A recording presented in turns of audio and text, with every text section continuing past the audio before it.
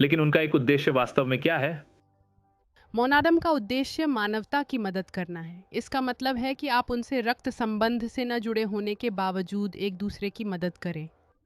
ये एक दूसरे की मदद करना है, भले ही आप उन्हें न जानते हों। और ये स्वयं की मदद करके एक दूसरे की मदद करने में सक्षम होना है, ठीक है? क्योंकि आप जानते हैं, मैं आपको कुछ करने के लिए कैसे कह सकता हूँ यदि मैं खुद नहीं कर रहा हूँ।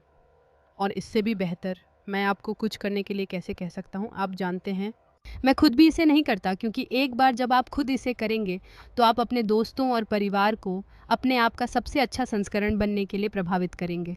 एंड आप जानते हैं, जब हम जीवन में आते हैं तो हम सबके मन में ये प्रश्न होते हैं। ब्रह्मांड की रचना कैसे हुई? आप जानते हैं, हम यहाँ क्यों हैं? हम यहाँ क्या कर रहे हैं? और आप जानते हैं, विज्ञान ये उत्तर दे सकता है कि ब्रह्मांड की रचना कैसे हुई है, कितने समय में, किन पदार्थों से, भौतिकी, जीव विज्ञान, रसायन विज्ञान। आज विज्ञान में हमने बहुत सुंदर तरीके से उत्कृष्टता प्राप्त की है, लेकिन कोई भी क्यों प्रश्न का उत्तर नहीं दे सकता, और यहीं आत्मिकता काम आती है। क्योंकि आत्मिकता में ब्रह्मांड की रचना कैसे हुई इसका उत्तर देने की क्षमता है, और साथ यह मानव जीवन को अर्थपूर्ण बनाती है। और यह ठीक वही अनुभव है जो हम एक सच्चे जीवित आध्यात्मिक गुरु की संगति में होने से प्राप्त कर पाएंगे। यही वह है जो हमें विकसित होने में मदद करेगा। क्योंकि आज मैं बीमार हूँ, मैं मृत चिकित्सक के पास नहीं जाऊँगा। वह चिकित्सक मेरी कैसे मदद कर सकता है, आप समझते हैं?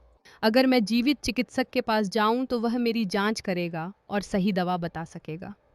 तो आध्यात्मिकता और धर्म में हम क्यों आधार बनाते हैं?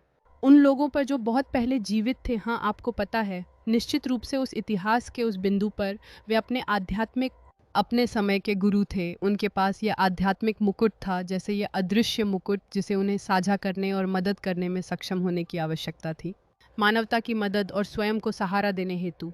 मगर आज समय बदल चुका है, हमें जीवित आध्यात्मिक गुरु की ज़रूरत है।